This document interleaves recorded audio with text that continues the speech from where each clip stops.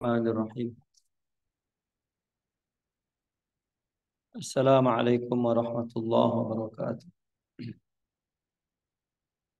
Alhamdulillah wassalatu wassalamu ala Rasulillah wa ala alihi wa ashabihi wa mawalah amma ba'd. Muslimin muslimat yang berbahagia, insyaallah pada pagi hari ini kita akan mengkaji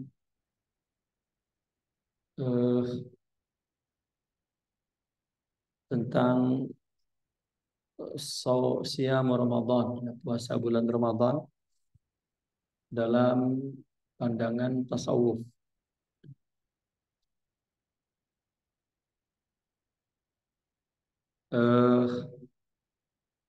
Dalam buku itu mulai muka surat 37 ya. Muka surat 37.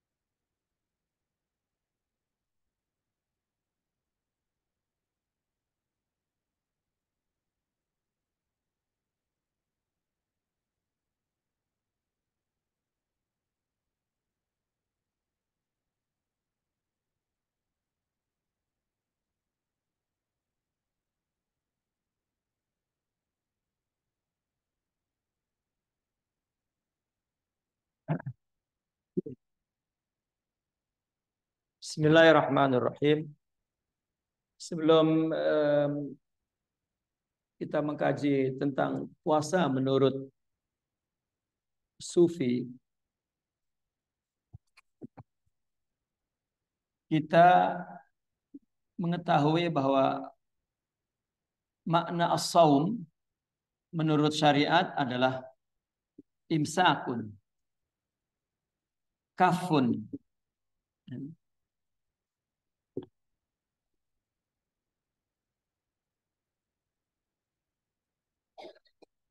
anit ta'am wasyurb wal jima'.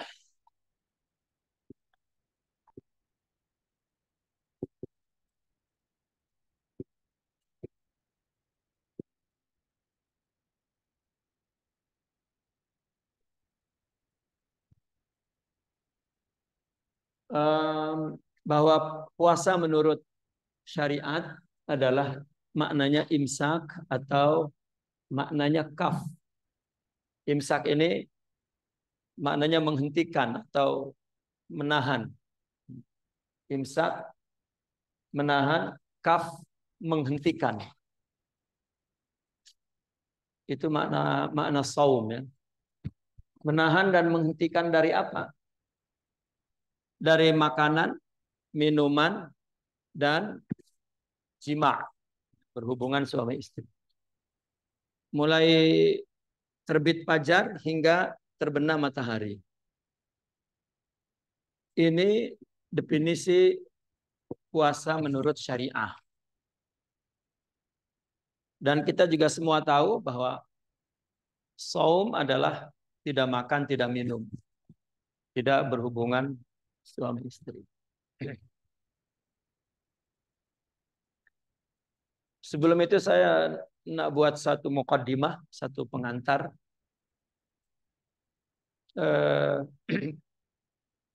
Puasa adalah wajib hukum.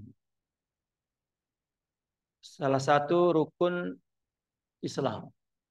Bunyal Islamu ala khamsin. Syahadati an la ilaha illallah wa anna sayyidina Muhammadir Rasulullah wa iqami salati wa ita'i zakati wa hajj wa sawmi Ramadan wa zakat wa sawmi Ramadan.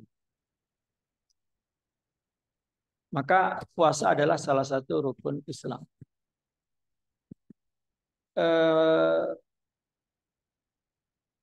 Kita melihat bahwa rukun Islam ini hukumnya semua wajib. Ada yang kewajibannya bagi yang mampu, seperti haji dan zakat.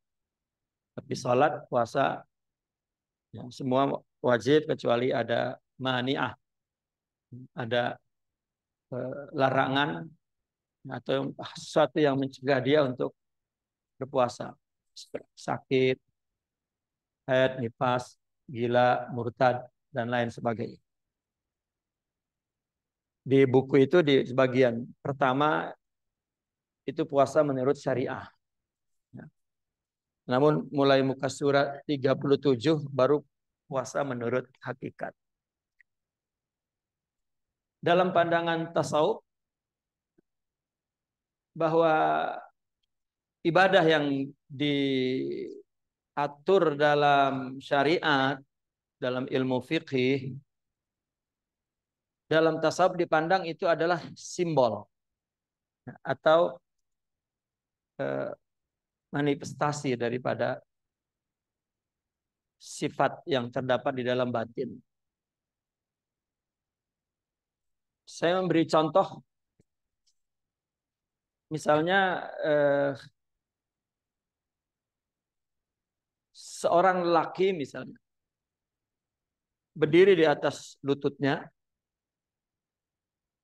lalu dia mempersembahkan bunga dengan membungkukkan kepalanya, mempersembahkan bunga kepada wanita. Ekspresi atau action atau perbuatan zahir ini adalah lelaki merendahkan dirinya dengan berdiri di atas lututnya, membungkukkan kepalanya dan mempersembahkan bunga. Tentunya wanita dewasa mengerti apa makna, simbol, maksud daripada gerakan fisik ini. Surah gambar fisik. Maka dia ambil bunganya. Maka dia tahu bahwa maksudnya bukan bunga yang bersifat fisik ini, nampak ini. Adalah makna yang ada tersimpan di dalam dadanya. Dia ungkapkan, dia zahirkan dalam bentuk gerakan itu. Secara detail perempuan itu akan memahami makna gerakan itu. Nah, kalau dia menerima makna yang ada tersimpan di dalam hatinya, mungkin dia mengambilnya, menyambutnya dengan gembira, dengan mata yang menunjukkan dengan pandangan mata yang penuh suka, penuh kasih. Gitu. Maka yang dia terima adalah makna batinnya, bukan bunganya. Maka orang sufi memandang bahwa gerakan ibadah itu simbolik. Allah menerima apa yang di belakang simbol itu. Syekh Abdul Qadir Al-Jilani dalam kitab Sirul Asrar menjelaskan bahwa gerakan sholat yang paling utama itu ada 4. Berdiri, ruku, sujud, dan duduk. Itu gerakan salat yang paling utama. Imam Abdul Qadir mengatakan 4 gerakan itu adalah 4 gerakan yang universal. Gerakan makhluk alam semesta ini yang maknanya adalah mengagungkan Allah, merendahkan dirinya. Maka puasa, salat adalah betul-betul sebuah pengagungan kepada Allah dan perendahan kepada dirinya. Dijelaskan oleh Syekh Abdul Qadir bahwa manusia ini mukhtasarul alam atau mikrokosmik. Kita sering terangkan itu ya, bahwa manusia adalah diciptakan, bahan ciptaannya adalah alam semesta ini. Dan manusialah makhluk yang terdepan. Dan manusialah khalifah Allah. Dan manusialah yang diwariskan oleh Allah bumi dan langit ini. Ya, untuk dipelihara, dijaga, dinikmati dan gitu. Dan manusia sendiri yang mewakili Tuhan untuk menciptakan manusia-manusia berikutnya. Manusialah yang mewakili Tuhan memberi rizki, memberi hidayah, memelihara, mengatur, ya, di alam semesta ini. Dan Allah pun menciptakan surga neraka untuk manusia ini. Allah pun menciptakan bumi dan langit serta isinya untuk manusia ini. Allah pun menyuruh malaikat dan iblis melayani manusia. Ya. Jadi makhluk manusialah yang mulia dan yang menjadi tujuan penciptaan selain manusia adalah untuk manusia. Itu pun Allah katakan dalam Al-Quran, sakhara lakum ma fis samawati wal ard. Allah menundukkan untuk manusia, untuk kalian, apa yang ada di langit dan di bumi. Maka ketika manusia menghadap kepada Tuhan, gerakan manusia dalam mengagungkan Allah, maka gerakannya mewakili gerakan alam semesta. Berdiri adalah tanda penghormatan manusia. Kita jika ada orang yang kita hormati, kemudian dia datang, mesti kita berdiri. Pertanda bahwa kita merendahkan diri dan menghormati, mengagungkan dia. Maka dalam sholat kita berdiri. Kemudian ruku, Syekh Abdul Qadir mengatakan, itu adalah gerakan ya, pokok-pokok, tumbuh-tumbuhan. Karena menunjukkan bahwa pokok itu tunduk kepada Allah, maka dia bergerak hanya sampai ke dalam bentuk ruku. Gitu. Dan sujud adalah binatang. Dan duduk adalah benda mati, batu, gunung. Apapun itu, sholat adalah bentuk ta'zim. Maka orang yang sholat, kalau tidak ada di dalam hatinya tumbuh rasa mengagungkan Allah, itu memang tidak khusyuk. Memang tidak khusyuk. Dan bentuk pengagungan itu, kalau tidak ada merasa dirinya hina, tidak timbul. Dirinya rendah, hina itu tidak timbul. Kita pun kalau tidak tawaduk kepada seseorang, maka kita tidak menghormatinya. Nah, rasa hina, rasa rendah itu timbul apabila dia mengenal dirinya. Makanya man arafa nafsah faqad arafa rabbah. Orang yang mengenal diri maka mengenal Tuhannya. Kalau manusia telah mengenal dirinya, dia lemah, dia tak ada, dia tak berdaya, dia semua. Bahkan lebih dari itu, ya, maka dia mengenal Tuhan. Nah, untuk menimbulkan rasa hina, rasa tiada, rasa rendah, rasa, kita memerlukan kesempurnaan rohani yang ada dalam batin. Kesempurnaan rohani itu adalah sempurnanya sifat-sifat mulia dalam rohani. Seperti sabar, ridho, syukur, wara, zuhud, mahabbah, ikhlas, sidik, qanaah, ridho, yakin, samah, afau, ya, karim. dan banyak lagi. Paham. Ya. Dan banyak lagi sifat-sifat rohani, sifat-sifat mulia yang disebut dalam hadis makarim. Nabi pernah bersabda, innama bu'istu liutammim makarimal akhlak.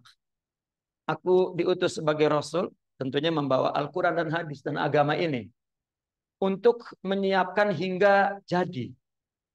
Liutamim itu maknanya untuk menyiapkan hingga jadi. Apa? Makarim al-akhlak. Akhlak yang makarim. Akhlak itu maknanya karakter, tabiat. Ada buruk, ada baik. Tapi kalau diberi makarim berarti akhlak yang makarim. Daripada karom. Yaitu mulia. Maka orang yang mempunyai akhlak yang makarim, sifat-sifat yang mulia ini, ya, baru dia melihat dirinya hina. Makanya dia bersabar, ridho, pasrah, ikhlas, ya, sidik, dan lain sebagainya. Seperti hambalah zaman penghambaan dulu pada manusia, sifat hamba yaitu menyabari Tuannya, meridhoi Tuannya, membuang kehendaknya, berpikir bagaimana untuk memenuhi kehendak Tuannya, dan mencintainya, mensucikannya, mensabarinya, meridhoinya, mengikhlaskannya, dan dia sidik, jujur kepadanya. Dan itulah sifat hamba. Ya. Maka kita jika punya sifat-sifat yang makarim tadi, yang mulia tadi, baru tumbuh perasaan hina. Baru tumbuh perasaan hina. Ya. Dan dari perasaan hina inilah yang menimbulkan keagungan, pengagungan Allah, ta'zim, mengagungkan Allah. Ya. Maka ta'zim atau mengagungkan Allah itu mesti ada ekspresinya. Seperti tadi orang yang ingin diterima cintanya, maka terus dia seperti ini. Ya.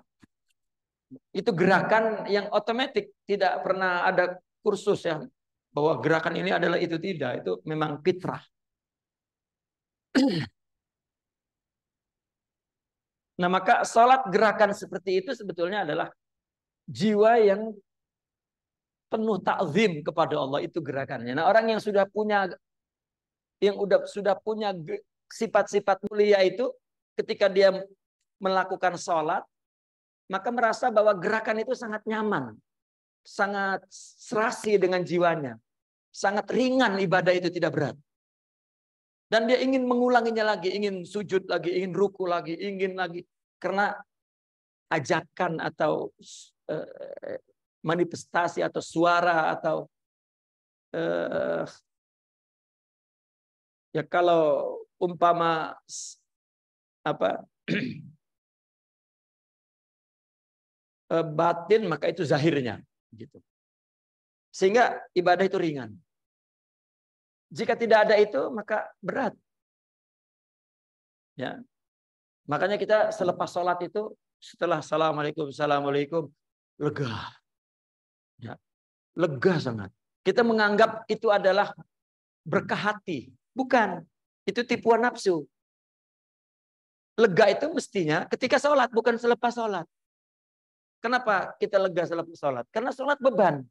Jadi begitu beban diturunkan, lega kan? Kita memikul beras 1 goni besar tuh. Kan berat. Begitu diletakkan, nah, kita sholat tiap hari itu begitu assalamualaikum. Lega. Nah, orang berjumpa kekasih justru leganya itu ketika bersama. Apabila nak berpisah justru berat. Ya, saya nak balik. Berapa kali dia izin nak balik tak jadi itu. Saya nak balik karena berat. Kita malah nak cepat tuh sholat. Salam, lega. Itu pertanda bahwa gerakan itu tidak keluar dari batin. Zahir ini bukan ungkapan batin. Begitu juga zakat, begitu juga haji, keliling banyak. Orang sufi punya pandangan gerakan itu keluar dari mana, dari sifat apa. Nah sekarang giliran puasa. Kita lihat haji, sholat, zakat, hatta kalimat syahadah. Ya, kalimat syahadah itu kan menggerakkan lidah, mengucapkan kalimat syahadah. Asyhadu, lidah kan. Lidah ini adalah anggota tubuh. Sebetulnya yang diungkapkan oleh lidah dengan mengucapkan syahadat adalah iman yang ada di hati yang tidak tampak zahir. Ya, iman kan ada di batin. Ya, sistem Rabbaniyah, sistem ketuhanan ini menciptakan makhluk itu mempunyai zahir batin. Jika zahir tidak sesuai dengan batin, mesti dicela oleh agama. Contohnya munafik. Di depan Nabi dia sholat, duduk di majelis Rasulullah, hatinya kafir. Kan itu munafik. Itu dicela sangat oleh Al-Quran karena yang dijahirkan tidak sama yang ada di batin. Zahirnya itu bukan ungkapan batinnya. Hatta orang Islam dalam amal disebut ria, itu jadi dicela oleh agama. Bahkan ria hampir sama dengan kafir. Ya, kalau orang non Islamnya bukan orang Islam, namanya syirik, kafir, tapi orang Islam disebut ria. Ria itu zahirnya tidak sama dengan batinnya. Karena zahirnya melaksanakan perintah Allah, tetapi batinnya ingin dilihat orang. Seolah-olah perbuatan ini adalah perintah orang. Kalau tidak ada orang, dia tidak berbuat atau tidak semangat. Itu kita tidak merasa bahwa sebetulnya ungkapan ini bukan dari batin, dan itu dicela oleh agama. Bahkan ada yang zahir, yang batin saja tidak ada zahirnya. Itu pun dicela. Ya, artinya mesti timbul problem dalam agama. Contohnya paman dan Nabi, Pak Nabi ya, Abu Talib. Sampai hari ini ulama berselisih paham karena apakah dia Islam atau dia Muslim atau tidak. Kebanyakan ahli zahir, artinya melihat zahirnya tidak tampak bahwa Abu Talib Muslim. Tak pernah mengucapkan kalimat syahadat, tak pernah membaca Al-Quran, tak pernah menjalankan perintah Rasulullah yang disuruh kepada umatnya pada saat itu meskipun belum ada syariat. Tetapi dia membela, ya, menyokong, mengamankan. Ya. Itu menunjukkan batinnya bersama Nabi. Tetapi zahirnya tidak pernah menyatakan. Asyhadu an la ilaha illallah tidak pernah diucapkan. Yang mengakui bahwa engkau Rasulullah atau mendengarkan wahyunya seperti orang-orang yang masuk Islam pada saat itu. Ya. Maka hanya ada batinnya, tidak ada zahirnya. Makanya jadi tetap problem sampai sekarang. Karena zahir dan batin itu mesti sama, baru sempurna. Bahkan Islam memberikan pujian-pujian. Seperti Allah menyebutnya aulia dalam Al-Quran. Allah menyebutnya muqarrabin. Allah menyebutnya mukhlasin, muttaqin. Allah menyebutnya sabirin, syakirin.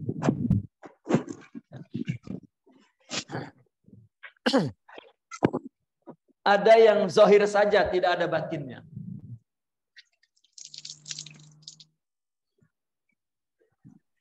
Dan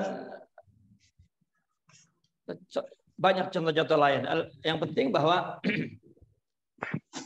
semua ibadah itu ada gerakan zahirnya, ada gerakan fisikalnya. Ya. Sebetulnya yang ingin disampaikan maknanya apa? Nah, puasa tidak ada gerakannya. Orang kalau nak tahu dia sholat ke tak, tengoklah ketika sholat. Kalau dia berbuat begini, maka mata kita melihat, oh sholat. Sebelum melihat, maka sholat belum tahu dia sholat ke tak. Setelah dia menunjukkan sholat, maka gerakan yang dilihat. Mata melihat. Haji pun demikian. Kita tengok dia tawaf, pergi ke Mekah. Sedekah pun demikian, dia memberi dan orang menerimanya. Syahadat juga dia mengucapkan. Tapi puasa apa? Semua ada af'al, ada fi'ilnya.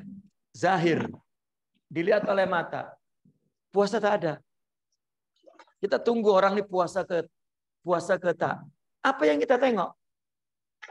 Makanya orang apabila menunjukkan puasa, lemah.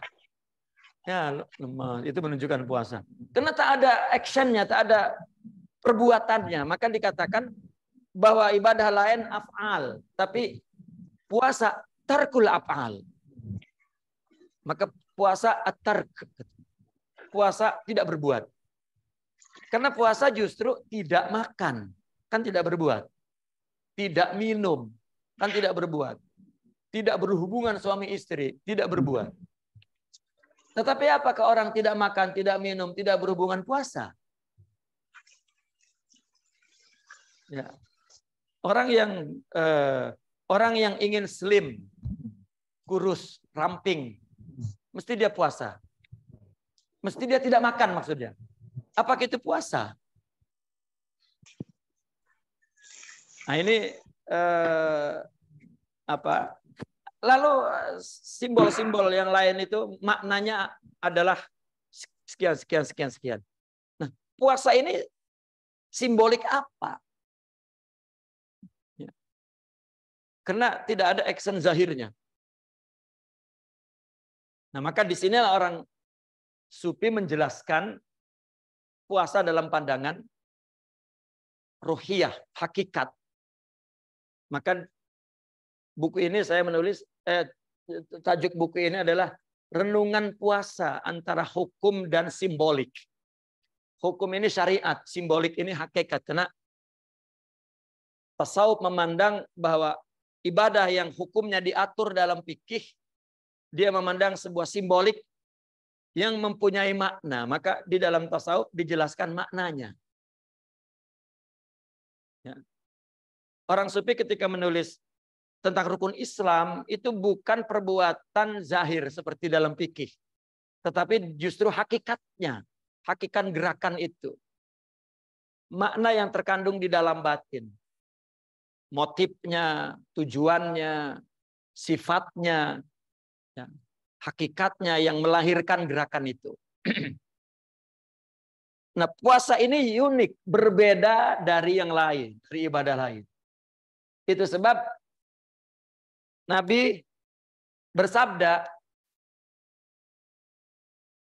kullu amal ibni Adam lahu. Setiap amal manusia,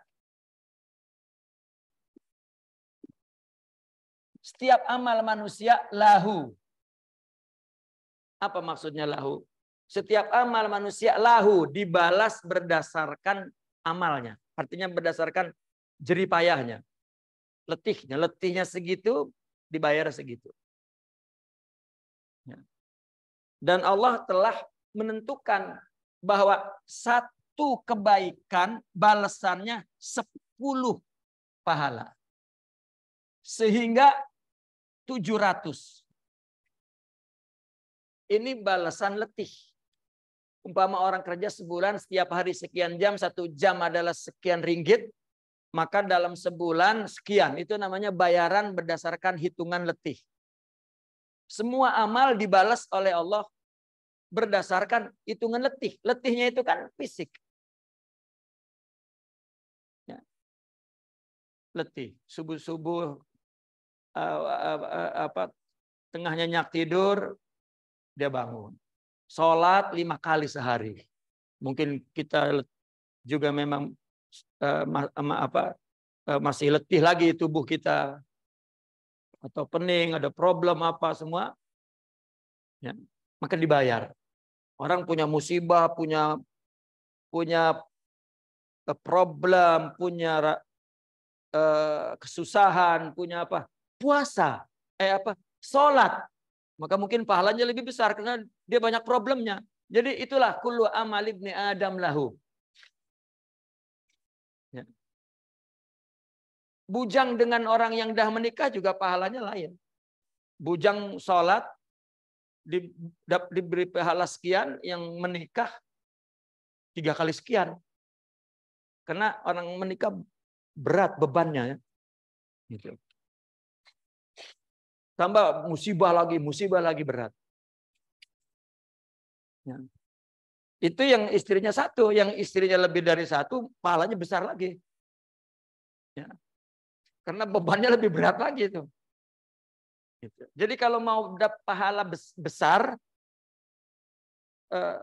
pikul beban beratnya itu. Ya, karena kullu amal ibni Adam lahu.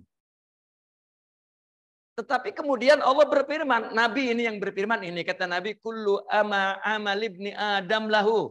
Kata Allah, qala Allah Ta'ala illa syam. Allah potong.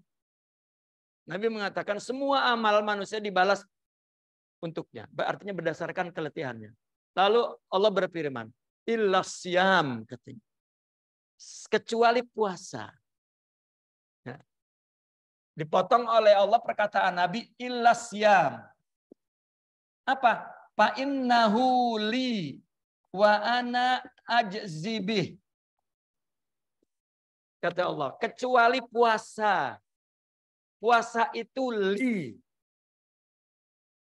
Ya. Ini li berbeda makna orang fikih dengan orang sufi. Kalau orang sufi, orang fikih mengatakan fa innahu li, puasa itu adalah dilakukan murni untukku karena aku. Karena orang tak melihat, tadi kita jelaskan, ibadah lain orang boleh melihat manifestnya tadi, ya, surahnya, rupanya. Kalau puasa kan tak. Jadi murni orang puasa itu hanya dia yang puasa dengan Allah. Makanya fa innahu li. Berarti puasa adalah ekspresi keikhlasan. Ya, simbol keikhlasan. Fa innahu li. Kita tahu bahwa amal yang dilakukan dengan ikhlas karena Allah, pahalanya memang luar biasa. Orang ibadah ada 2 orang berjiran. Dia selalu berdua melakukan kebaikan apapun. Sehingga dia merasa sama sahabat. Tapi begitu di akhirat terkejut. Kawannya melihat kawannya ini tinggi sekali derajatnya di sisi Allah. Sehingga dia bertanya, ini dalam hadis diterangkan. Ya, sehingga bertanya, apa beza saya dengan dia? Ya Rabbi. Ya. Apa jawabannya? Dia melakukannya untukku. Fa innahu li. Amma anta li ghairi. Kamu melakukannya untuk selainku. Makanya dalam ada hadis lain Nabi bersabda, Allah dalam hadis kursi Allah berfirman, al ikhlasu sirrun min asrari. Auda'tuhu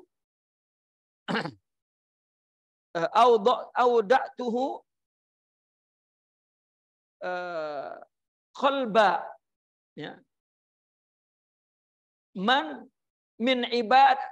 uhibbuhu min ibadi hatta la yaktubahul malaikatu wa la yufsiduhu asyaitan. Kata Allah, ikhlas itu adalah salah satu rahasiaku yang aku simpan di hati hambaku yang aku cintai. Sehingga malaikat tidak dapat menulisnya, setan tidak dapat merusaknya. Tulisan malaikat tentang 2 orang ini sama. Tapi begitu di sisi Allah, berbeda. Dia tidak ikhlas, setan merusaknya. Ibadah yang kawannya ini tidak ikhlas. Karena tidak karena Allah, maka banyak rusaknya. Karena setan merusaknya. Tapi yang ikhlas, setan tak dapat merusaknya. Ya. Nah maka Kecuali puasa, kata Allah, fa innahu li. Puasa itu karena aku. Ya. Itu menurut fikih. Kalau menurut orang sufi, fa innahu li, puasa itu milikku, sifatku. Makanya gerakan ibadah puasa tidak ada gerakan basyariahnya yang boleh manusia melihat. Ya. Justru puasa itu pasif, bukan aktif, bukan action, tapi ya, tak ada gerakan. Berarti puasa itu adalah sebuah proses untuk menghidupkan rohani. Kan jasad ini disebut maddi, materialistik, materialism, jasad. Kalau ruh disebut rabbani. Rabbani. Ya. Semua dalam seluruh kehidupan kita ini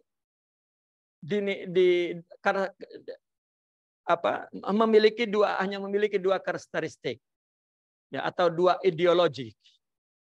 Imma dia materialisme atau dia rabbaniyah, ketuhanan. Kita orang Islam berdasarkan Al-Quran dan hadis, politiknya politik yang bersifat rabbani. Ekonominya bersifat rabbani. Ya, bersifat ketuhanan, bukan bersifat kebendaan. Ya, bukan bersifat materialisme. Nah, jasad ini semua materialisme.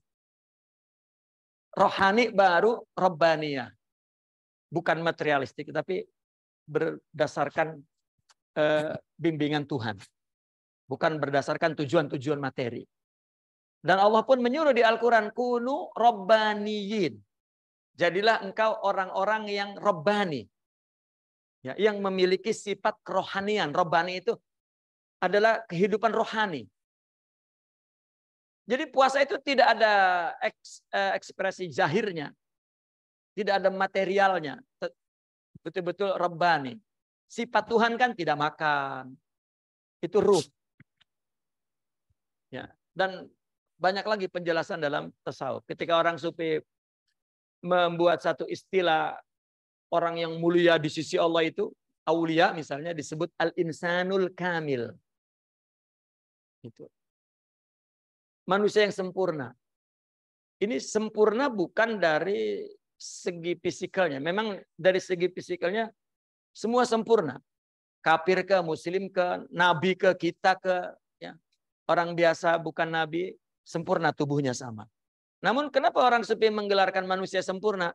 Rohaninya sempurna, sifat-sifat mulia tadi.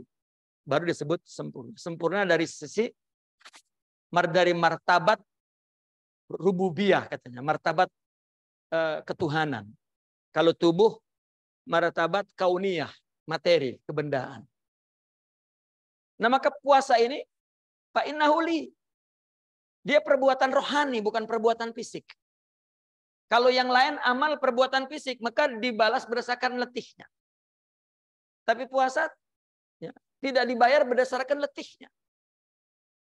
Memang puasa sangat letih, tapi tidak dibayar berdasarkan letihnya. Ya, karena dia menonaktifkan fisik. Coba kita lihat apa sebetulnya puasa dari banyak-banyak hadis yang dijelaskan oleh Nabi. Tidak makan, tidak minum, tidak berhubungan suami istri, tidak boleh marah. Ya. Kata Nabi, orang apabila puasa, fala yarfus, fala yajhal. Tidak boleh rafas, tidak boleh melakukan kebodohan. Idza syatamahu ahadun aw sabahu falyaqul ana shaim. Kalau ada orang mengajak begaduh, beritahu, kata Nabi, saya puasa. Artinya saya sedang melawan ya, marah, sifat marah. Tapi bukan maksudnya melawan sifat marah. Artinya orang kan melihat, orang memahaminya nih ketika di bulan puasa ada orang yang buat kita begaduh. Ini bulan puasa. Aku bukan tak berani. Kan? Ini bulan puasa. Kita tidak boleh begaduh. Nanti 2 Syawal baru kita begaduh. Ini mananya dia tidak berpuasa. Ya, puasa itu mensucikan, tazkiyah, tasfiyah, tahdzib. Mensucikan, menjernihkan dari sifat fisik, nafsu. Kurang makan, tidak marah, tidak melakukan syahwat dulu. Terus banyak-banyak hadis tidak boleh berdusta. Lidah ini tidak boleh melakukan dosa. Tidak boleh ghibah, tidak boleh hasad, tidak boleh. Nanti silakan baca di buku itu lengkap semua penjelasan. Tidak boleh dusta, tidak boleh ghibah, tidak boleh berkata palsu, tidak boleh berdusta, tidak boleh namimah. Lidah semua tidak boleh. Bahkan lihat kegiatan puasa, tidak makan, tidak marah, baca Quran. Lidah digunakan baca Quran, zikir. Jadi sedikit makan satu, sedikit bicara yang buruk, banyak berzikir. Ya. Kemudian bulan Ramadan ini bulan puasa, malamnya mesti kita kurang tidur. Jadi puasa itu mengurangi makan. Puasa itu mengurangi bicara. Dari yang buruk-buruk kita kurangi itu peratusannya terus tuh. Ya. Kemudian mengurangi tidur, taklil, qillah. Ya. Tidak ada bulan seperti bulan Ramadan malamnya. Ada taraweh, tak tidur. Ada sahur, bangun. Bahkan nanti ada qiyamul lail, bangun. Dan ada tadarus khusus yang kita lakukan di bulan Ramadan, tidak di bulan tidur kurang langsung. Tapi tidak berarti malam kurang tidur, siang dibayar lunas. Ya. Aku tidur tadi malam hanya 2 jam, jadi kurang 6 jam. Dibayar siang, tidak, memang mesti kurang. Dan dijamin tidak mempengaruhi kesehatan. Karena kita tidak makan itu sehat. Ya. Jadi mesti kurang tidur. Yang keempat, kurang bersama dengan orang. Menjauhi orang. Ya. Kenapa? Karena kita tadarus tidak bersama orang. Ya, secara realnya, ya, taraweh tidak bersama orang. Artinya orang yang tidak mengajak kepada kebaikan.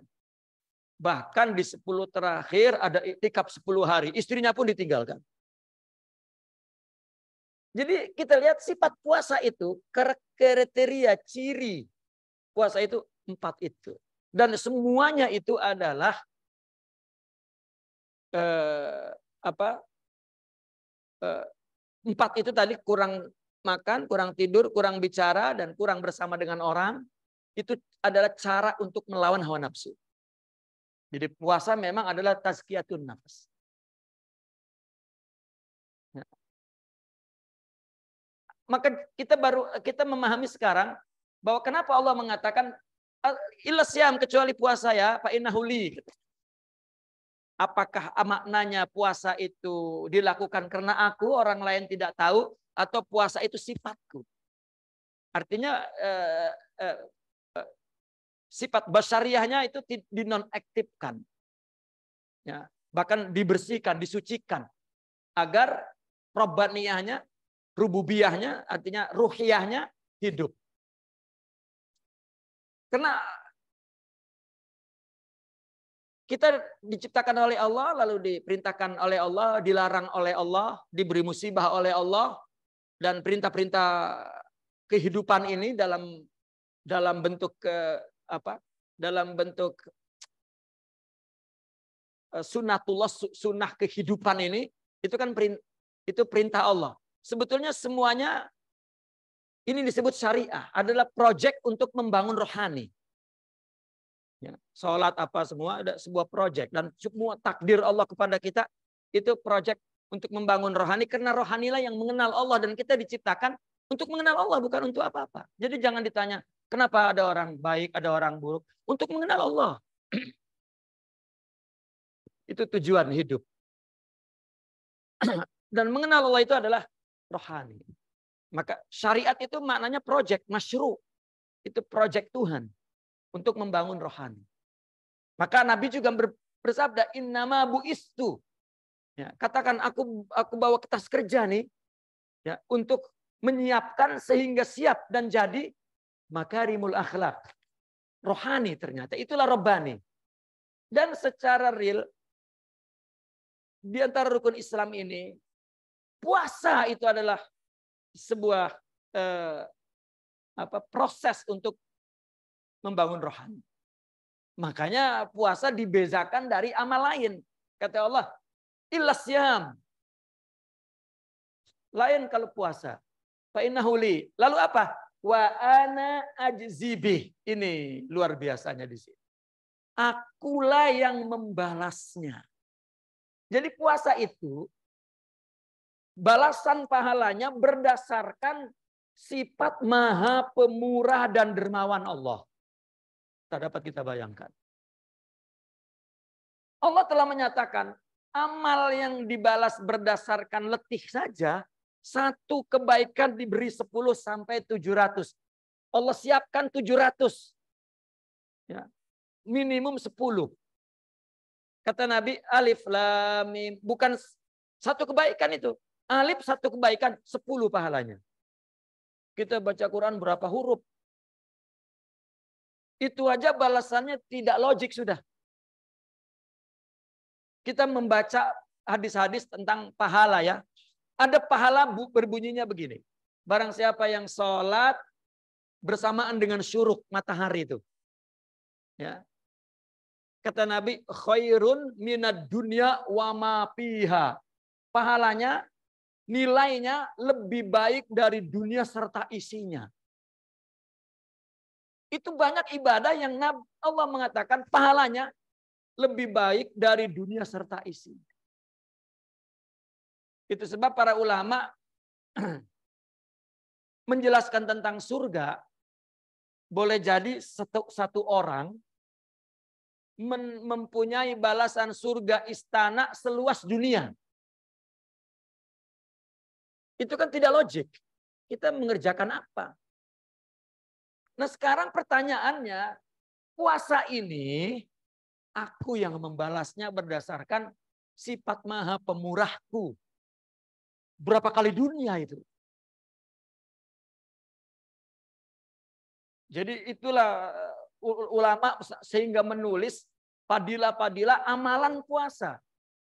Tarawih pertama pahalanya entah apa, tarawih kedua, tarawih ketiga, orang yang baca Quran 1 huruf pahalanya. Ulama memberikan batasan pahala pun sebetulnya tidak sampai kepada makna wa ana ajzibi. Nah, pertanyaan lagi timbul. Puasa itu kan tidak ada gerakannya, apa yang dibalas? Sehingga Allah mengatakan wa ana ajzibi. Apa yang dibalas? Bahkan terakhir kita mendapat Lailatul Qadar khairun. Itu 1000 bulan itu. Ada yang menghitung, saya nggak pernah mencoba menghitung ya. Sudah ada yang menghitung, saya ikut saja menyebutnya. 81 tahun. Betul itu. 1000 bulan itu 81 tahun. Kalau kita buat angka secara matematik panjang lagi nih. 81 tahun itu dalam kehidupan itu orang umur 81 tahun murni tidak ibadahnya 81 tahun fisiknya kan tidak. Ya, kita 1 hari 1 malam aja 8 jam udah untuk tidur. Ya. Ya, 8 jam saja sudah entah ingat atau tidak kepada Allah. Ya, 81 tahun ini sempurna. Sama dengan orang sholat tak berhenti 81 tahun terus begitu tak berhenti. Ya. Kita umur 81 tahun mungkin 20 tahun saja tuh nilai ibadah gerak ibadahnya. Yang lain kemana? Bahkan 11 bulan yang lain ketika kita tidur, kata Nabi, rufi al-qalam. Malaikat tidak menulis baik buruknya. Tapi di Ramadan, naumus shaim ibadah. Tidurnya terus ibadah. Jadi Ramadan ini, ya, puan-puan dan tuan-tuan, kalau kita tidak beramal rugi. Karena itu dinyatakan oleh Nabi.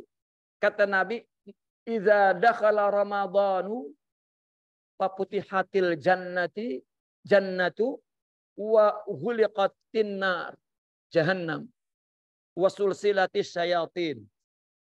Ketika Ramadan masuk, pintu surga dibuka. Kita paham apabila Ramadan itu pintu surga terbuka semua? Pintu betul terbuka. Apa itu maksudnya? Kan bukan. Pintu neraka ditutup. Emang setiap hari dibuka? Kan bukan buka tutup, bukan. Artinya apabila masuk Ramadan, kalau sebuah berangkas uang, kalau pintunya dibuka, jatuh tidak itu barang? Bukan diberi, jatuh. Jadi Ramadan ini pahala itu enggak dihitung. Jadi kita puasa, kita beramal apa saja tidak sama dengan amal ini yang berdasarkan keletihan. Tidak. Kenapa? Dia puasa. Itu sebab ketika ada orang ngajak begaduh, katakan aku puasa. Ya. Dan pintu neraka ditutup, artinya diampunkan. Sampai yang dalam hadis dan dhaif, sampai di neraka sekarang di stop, tidak disiksa. Menghormati Ramadan. Ya. Bahkan ada kan raja misalnya mendapatkan ada hari besar dia, hari kegembiraan dia, lalu membebaskan orang yang di penjara misalnya. Dan Ramadan itulah Allah membebaskan orang di neraka. Karena Ramadan ini pesta besar. Jadi bulan Tuhan, pesta besar. Ya. Dan setan diikat. Nah, setan diikat ini ada dua penjelasan. Ada penjelasannya berdasarkan teksnya, betul-betul setan diikat.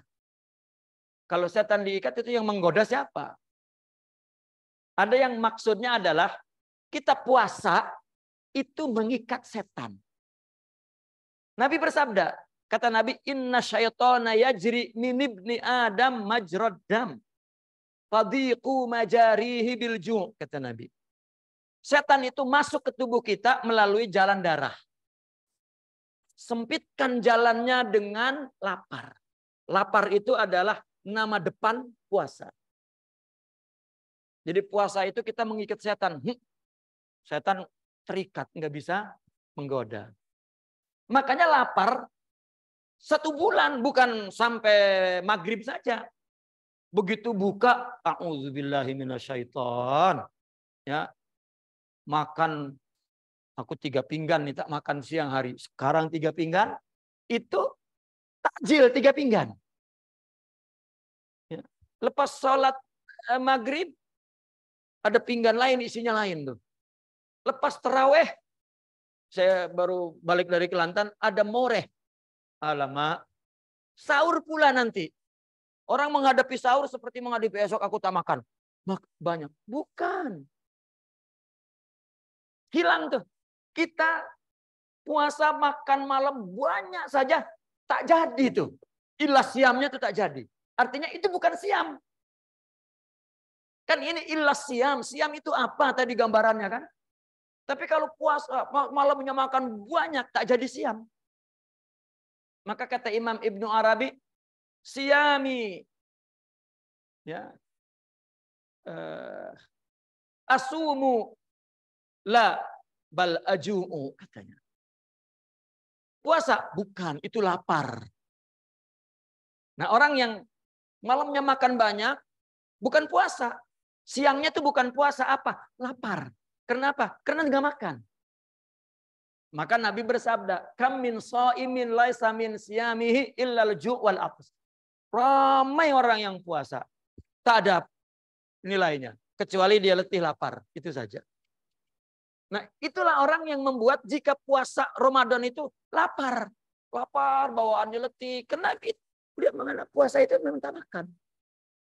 Tidak ada maksud lain, tidak ada makna lain. Ngaji pun letih nih. Kalau makna lapar, kalau makna puasa tak kuat. Salat pun letih. Coba sepanjang sejarah, mulai zaman Nabi sampai sahabat, sampai zaman Daulah Abbasiyah, Muawiyah. Tentara Muslim ketika perang, orang kafir memandang kita serang bulan Ramadan, tengah lapar tuh. Tetapi justru kemenangan perang banyak di bulan Ramadan. Ya, hebat. Kita bulan Ramadan berhenti ngaji. Kena lapar. Ya. Di buku ini ada bahwa orang Sufi memandang puasa itu mesti memang lapar. Dan kalau siang buat aktiviti yang membuat rasa lapar itu makin terasa. Jadi rasa lapar, rasa perih, rasa letih. Jangan nak dibuang. Kita terkadang nak dibuang dengan tidur. Makanya kalau di Indonesia, saya di Malaysia macam tak ada pun. Di Indonesia, jika bulan Ramadan, setiap masjid di mana-mana itu banyak tergeletak orang mati syahid. Ya. Di surau-surau, di masjid-masjid begitu masuk, waduh, belum perang sudah mati syahid pada ya, mungkin kalau di Malaysia tidak di masjid malu, berarti di rumah dia mati syahidnya tuh. Nah. Kenapa? Aduh, letih. Karena dia memandang itu saja. Tapi kalau dia ubah mindsetnya, pikirannya bukan lapar, tetapi membangun kekuatan rohani, robbani, baru dia tahu apa. Apalagi dia melihat fa innahu li wa ana ajzi bih. Gila itu mereka.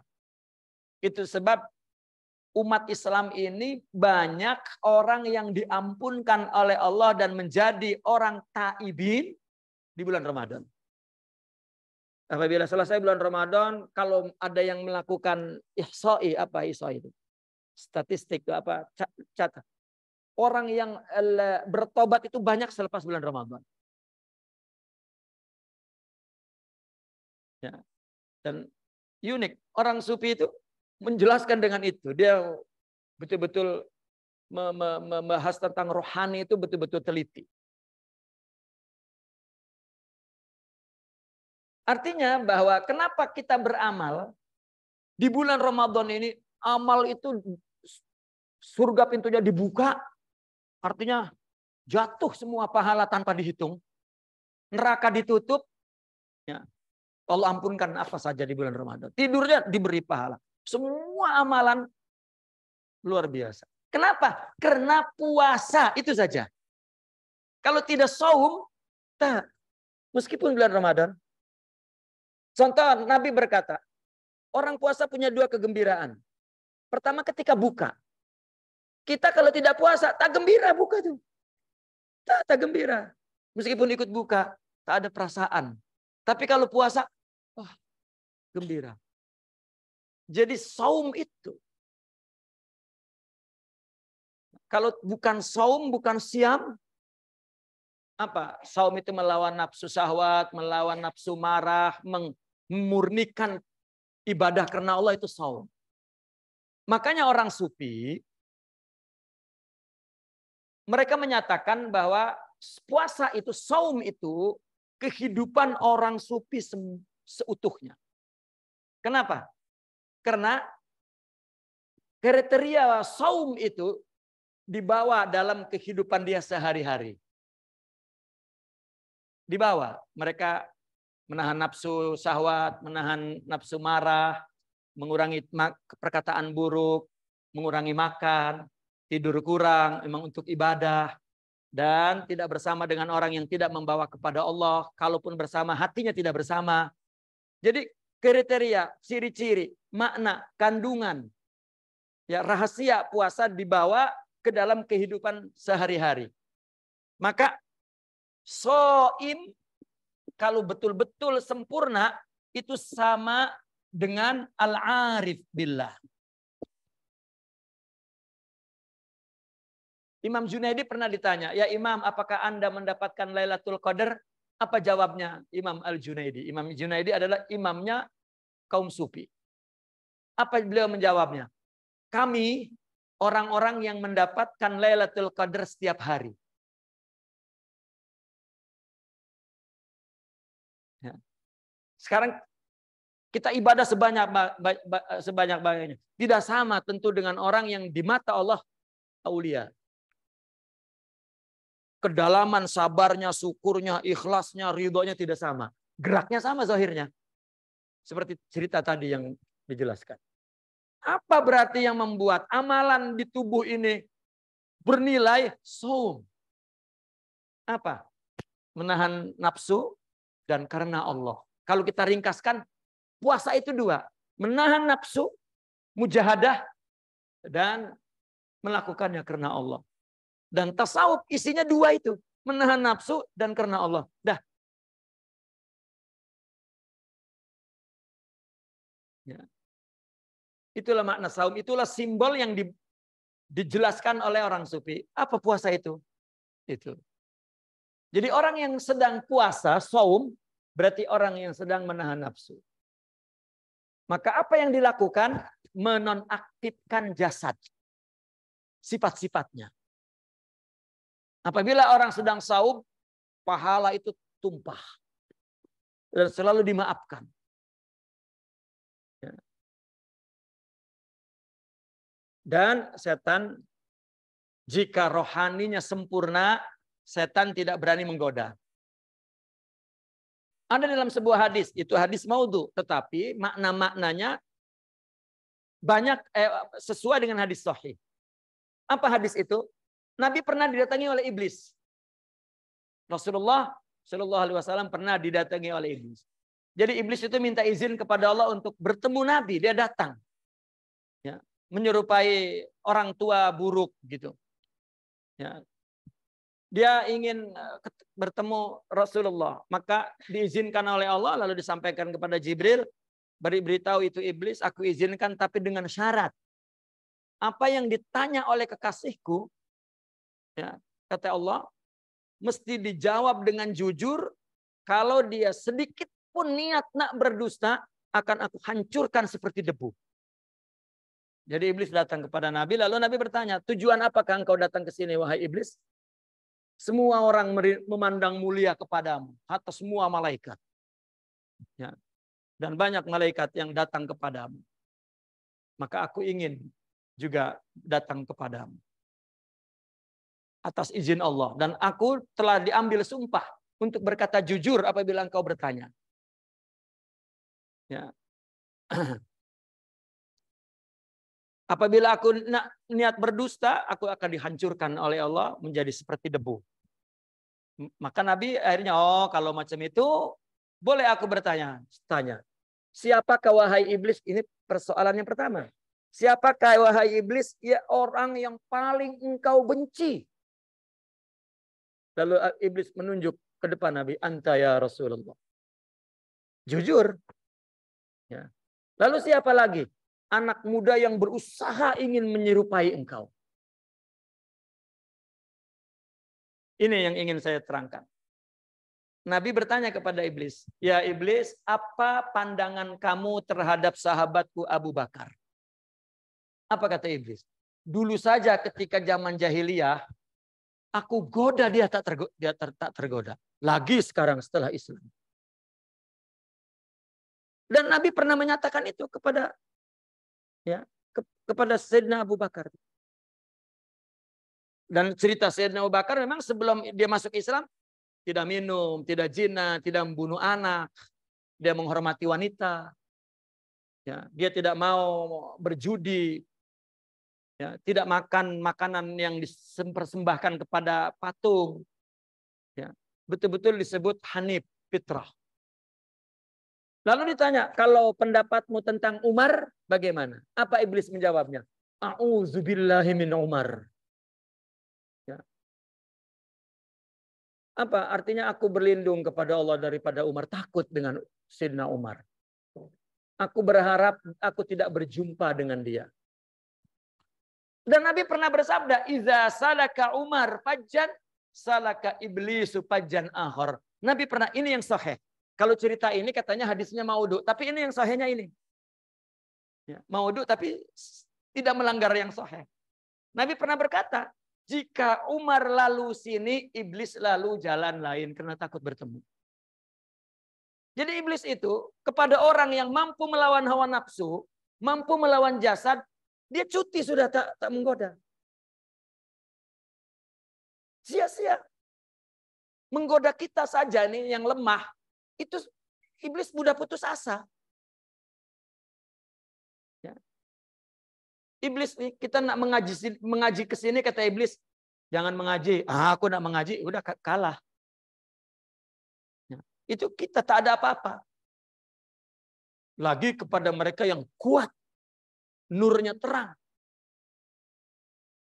Ya. Lalu ditanya, kalau Sayyidina Utsman bagaimana? Kalau Utsman, apa kata iblis?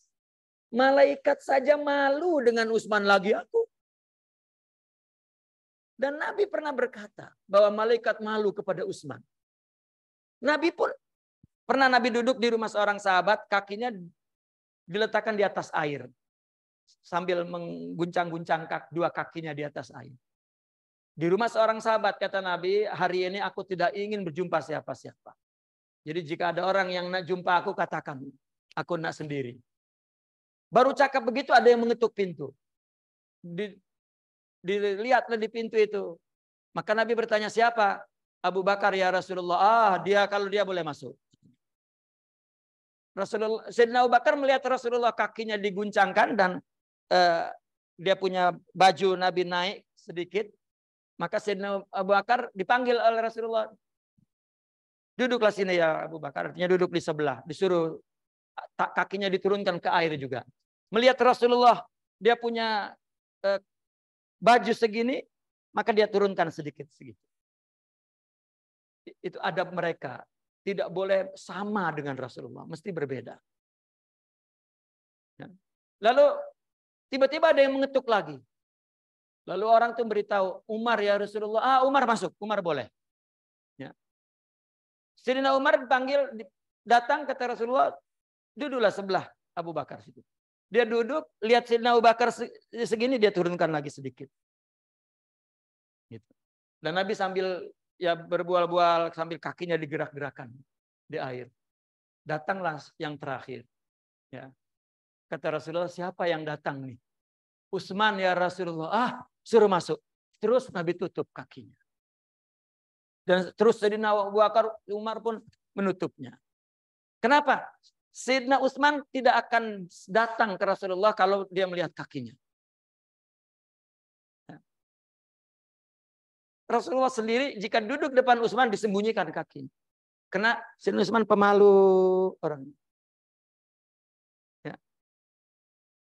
Kata iblis, aku malu nak menggoda dia. Malaikat pun malu. Yang terakhir Sayyidina Ali. Bagaimana pendapat kamu tentang Sayyidina Ali? Aku berharap aku tidak berjumpa dengannya dan dia tidak mengejarku, tapi dia tidak memberi kesempatan. Ya. Dan aku selalu dihinanya. Dan betul Sayyidina Ali pernah berkata, kan jalan setan menggoda itu kan nafsu dan dunia. Ya.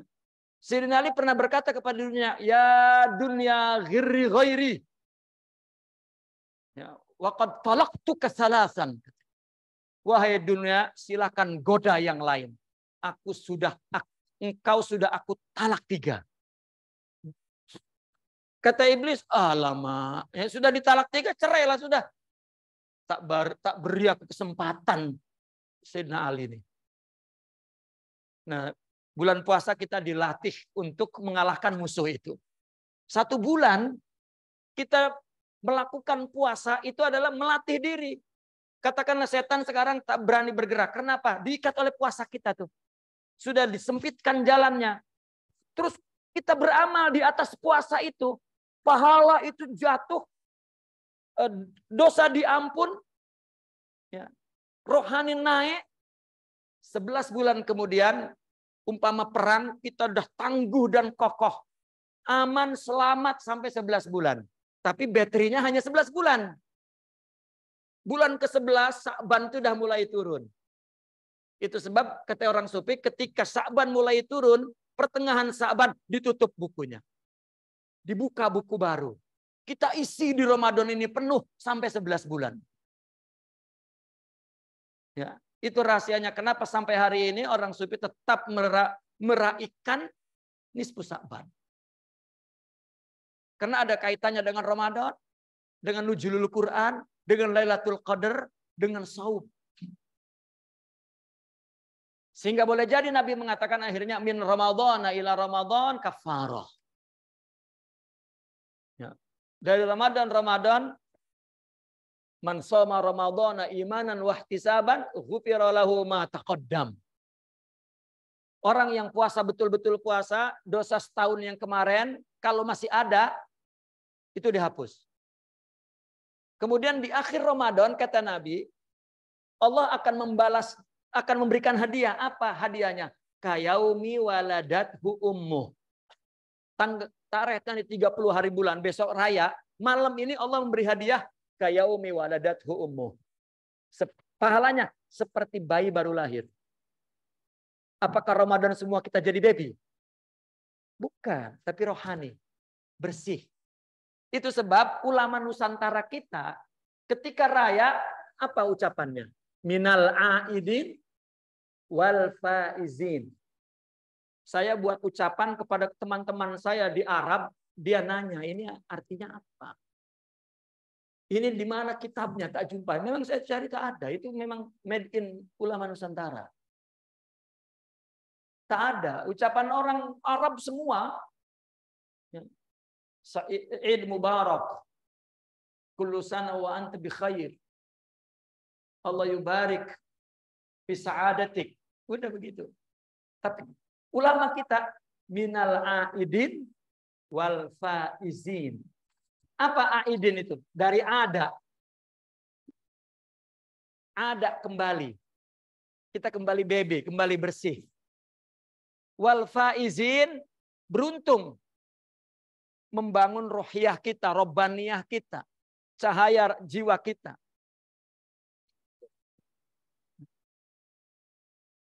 Sehingga kita beruntung. Keuntungan ini dapat menjaga kita, memelihara kita 11 bulan. Saya sampai hari ini ketika raya lalu mendengar ucapan minal aidin wal faizin selalu terkagum-kagum. Mesti orang sufi yang buat itu. Ya, rasanya yang benci sufi tak ucapkan minal aidin wal faizin rasanya itu. Karena bid'ah, tidak ada dalilnya di dalam Al-Qur'an. Nah, ini puasa dalam pandangan sufi. Itu satu buku nih sudah saya terangkan nih. Ya. Lepas itu tinggal baca, ya semoga paham. Nah, yang ingin saya terangkan sekarang, orang sufi membuat definisi puasa. Ini definisi ini kalau saya tak bagi pengantar nanti tak paham. Nah, selepas dikasih pengantar baru akan paham. Puasa menurut orang sufi maslakun tarbawi. Apa? Proses tarbiyah, artinya proses pendidikan rohani. Proses pembangunan insan, pembinaan insan. Upaya proses ya, sedang menyempurnakan ruhiyah. Ya. Agar apa? Lil in'itaq, agar terbebas, merdeka. Dari apa? Min jazibiyatil his. Jazibiyah ini graviti tarikan. His adalah physical. Jadi kita dididik selama 1 bulan diproses ya, rohani ini agar merdeka, bebas dari keinginan, ajakan, kemauan indera. Makan, minum, jima, marah, bicara, tidur, ya, bersenang-senang dengan orang, gitu. Yang kita kalau bulan lain, ya, kalau tak makan itu mesti marah. Mungkin suami kalau di rumah tak dibagi makan itu mengamuk. Sudah waktu makan tak ada makanan, mengamuk, dia lari rumah marah-marah. Kita pun kalau ngaji waktu makan tak berhenti, wow, melotot. emosi itu. Sekarang ada tak yang emosi kalau saya terus lewat waktu makan? Tak ada. Kenapa bulan lain kita terkungkung apa namanya? Betul-betul diperhamba oleh tubuh ini. Tapi kenapa sekarang? Kalau kita tidak sadari bahwa itu perlawanan kepada nafsu, tak jadi. Maka perlu kita sadari. Maka letihnya lapar jangan dihilangkan. Bahkan disuruh tambah lagi letih. Coba simbolik dari tubuh. Orang kalau lapar, sehingga makanan yang dimakan malam habis, mesti baki-baki makanan yang sudah rusak pun akan dimakan sendiri oleh tubuh dan bersih sehat. Maka kata Nabi, sumu tasihu. Bahkan syaham, lemak itu pun akan hancur kalau lapar. Sebetulnya itu simbol yang dihancurkan oleh Allah adalah kesan-kesan dosa, hijab-hijab dosa. Makanya biar lapar. Makanya ibadah Ramadan yang paling bagus menggerakkan lidah baca Quran. Karena menggerakkan lidah ini mempercepat alat penghadaman ini. Jika mempercepat, maka akan cepat lapar. Nah, makanya Ustadz itu kalau sedang ceramah itu, selepas itu dia nak makan, kena lapar. Maka sunnah makan lepas mengaji. Yang cakap, yang dengar tak sunnah. Ini yang dengar lagi banyak makannya daripada yang Ustadz yang cakap. Karena lepas, dokter pun membolehkan. Kalau orang membaca, jadi memang kata Nabi, padi itu majari, sempitkan jalan setan itu bilju. Ya. Nah kalau kita ubah mindsetnya, justru lapar itu di situ ada dalam buku ini faedahnya apa semua faedahnya. Nah maka orang sufi mengatakan puasa adalah proses tarbiyah untuk membebaskan diri dari segala tuntutan, keinginan, rongrongan, ajakan tubuh ini. Ya. Antoriki fathil majali lil batin. Ini cara membuka ruang untuk batin rohani kita. Dibuka. Karena ini diaktifkan, maka yang dinonaktifkan tubuh, maka batinnya aktif. Ya. Apa yang akan Allah berikan? Nahwal istisraf lima'anil usul. Untuk menyongsong makna-makna, sifat-sifat. Sifat apa? Sifat sampai kepada Allah dan sifat dekat kepada Allah. Makanya wa ana ajzibih. Aku yang membalasnya. Tubuhmu stop, rohanimu terbuka, aku masukkan makna-makna sampai dan makna dekat. Aku yang membalasnya. Bukan dibalas kepada tubuhnya berupa pahala. Karena balasan tubuh, meskipun di surga, ya makanan tubuh. Makanya di surga kita makanan buah-buah yang mewah, makanan-makanan yang lezat. Tetap tubuh. Itu balasan letih tubuh. Ya, balasan letih tubuh. Di Al-Quran dikatakan lahum nuruhum, lahum ajruhum wa nuruhum. Mereka mendapatkan ajrun untuk tubuh, nur untuk rohaninya. Kalau karena Allah. Kalau tidak karena Allah, untuk tubuh saja. Pahala untuk tubuh saja. Kalau karena Allah, baru dua-dua. Lahum ajruhum wa nuruhum. Dan perbuatan yang karena Allah dan melawan hawa nafsu puasa. Itu sebab lahum ajruhum wa nuruhum. Nah maka orang berpuasa adalah sedang membuka batin. Untuk mendapatkan menyongsong ma'ani sifat. Sampai dan dekat kepada Allah. Itulah wa ana ajzibih fa innahu li. Ya, wa ana ajzibih. Jadi puasa itu adalah untuk membangun kekuatan rohani. Kekuatan rohani disebut somadiyah. Somad. Orang Arab kalau melihat gunung yang kokoh, tidak hancur ditimpa hujan, angin, topan, dia bilang Al-Jabalus Samid. Gunung yang kokoh. Nah, orang sufi mengatakan bahwa puasa itu sedang membangun sifat somadiyah. Kokoh-kohan rohani.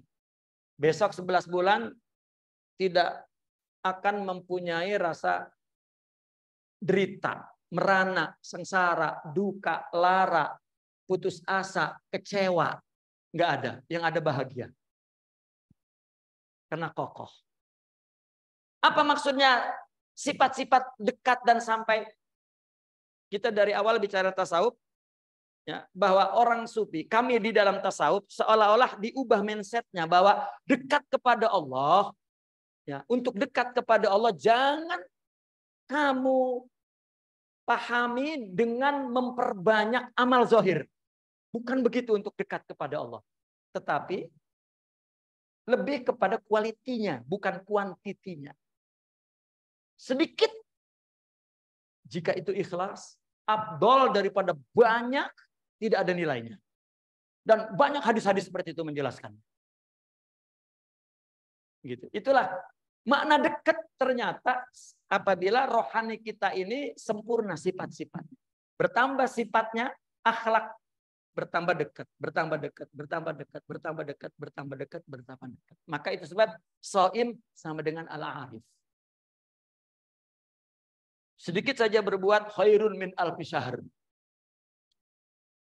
Maka dalam hadis dhaif, Nabi bersabda,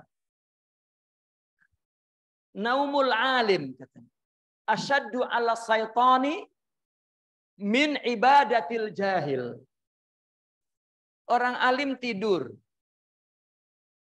Lalu setan nak menggoda orang yang sholat di sebelahnya. Tak berani. Ya, nak menggoda tak berani. Nak menggoda tak berani. Nak menggoda orang sholat. Kenapa? Dia bilang ada yang di sebelahnya tengah tidur. Jadi takut dengan orang tidur. Jadi setan lebih berat menggoda orang yang tidur daripada orang yang sholat jika hatinya tidak. Maka dekat itu adalah apabila dia menyabari Allah, meridhoi Allah, tawakal kepada Allah, yakin kepada Allah, sidik kepada Allah, ikhlas kepada Allah, qanaah, iffah, wara, khusyuk, zuhud. Akhlak itu. Akhlak itu sebetulnya actionnya, perbuatannya. Buahnya. Yang kita tanam benihnya agar tumbuh buah akhlak itu. Benihnya itu adalah makarim, sifat-sifat mulia itu. Itu kita mengambilnya dari Rasulullah Shallallahu Alaihi Wasallam. Nah, maka ini puasa. Coba lihat muka surat berikutnya. Muka surat 41. Ini ta'rif. Ya, ta'rif puasa. Muka surat 41. Imam Sya'rani, Imam At-Tusi, Imam Abdul Karim Al-Jili, semua imam mengatakan puasa itu adalah sifatun somadiyah.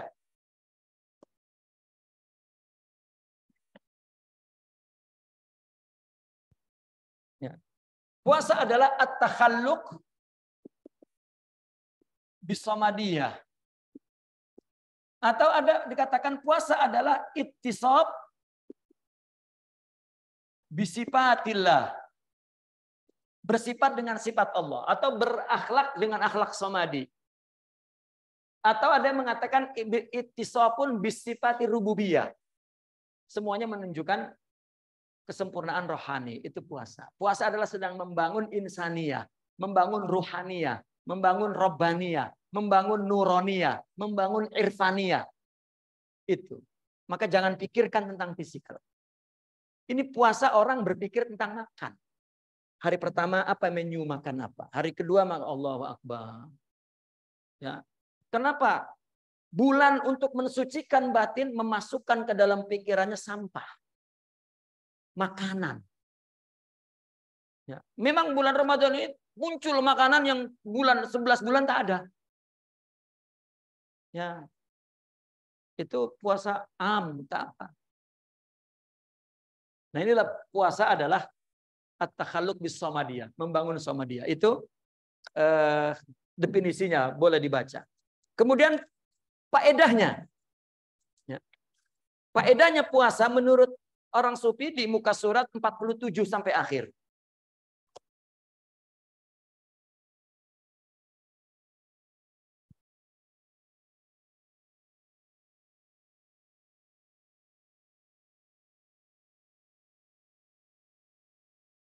Habis ya waktunya. 10 menit aja. Nah, faedah puasa nih. Menurut orang sufi, satu,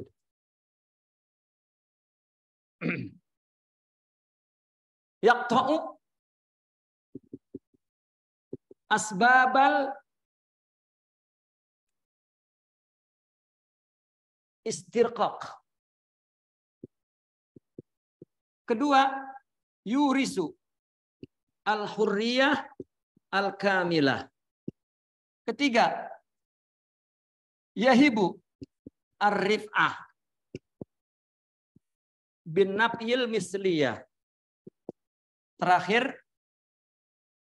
puasa adalah hayatus sufi kullu. Ini faedahnya. Faedah puasa adalah pertama, memutus sebab-sebab penghambaan. Ya, kita hari-hari biasa dengan makan itu tunduk sangat. Puasa tak tunduk. Hatta orang yang merokok, ya, kalau tak merokok itu asem. Mungkin kalau di Indonesia ada laki-laki cakap gini, aku dari berhenti merokok lebih baik aku cerai kepada kamu. Itu sudah hamba itu kepada rokok. Tapi bulan puasa mereka tak merokok. Ternyata boleh. Kalau dia menyadari, dia boleh tinggalkan. Dan puasa memberikan kebebasan secara sempurna. Kita yang tadinya kalah dengan tubuh ini, tidak sabar. Puasa kita sabar, dilatih betul sabar kita. Ya, buka dengan penuh gembira itu syukur. Lalu kita sholat karena kita makan. Itu orang merdeka dari selain Allah. Dan yang terakhir, puasa memberikan derajat yang tinggi. Di dalam kitab itu ada beberapa argumentasi. Kenapa puasa memberikan derajat yang tinggi? Yang paling nyata argumennya adalah Allah sendiri yang mengatakan puasa tidak sama dengan amalan lain. Maka orang yang sedang berpuasa tinggi. Semua amalannya tidak sama dengan bulan-bulan lain. Tinggi. Meskipun kita ibadahnya sama di bulan lain, tapi tidak sama ketika dilakukan di bulan Ramadan. Betul-betul saum. Yang terakhir, puasa adalah kehidupan sufi. Maka shaim sama dengan al-arif. Ya. Bakinya ya boleh dibaca sendiri dalam buku itu. Ya, tapi semua pengantarnya telah diterangkan tadi. Ya, meskipun masih banyak yang detail lagi pandangan tasawuf tentang puasa. Baiklah tuan-tuan dan puan-puan sekalian, saya kira cukup sekian. Semoga apa yang disampaikan tadi, kenapa yang saya sampaikan, insya Allah sedikit pun tidak ada yang keluar dari pikiran saya. Semua adalah perkataan para ulama, para aulia, ya, yang kami baca dan kami tulis bagiannya di sini. Dan semoga kita dimudahkan oleh Allah untuk memahami dan dimudahkan juga untuk mengamalkan. Naqifuna walhamdulillah. Al-Fatihah.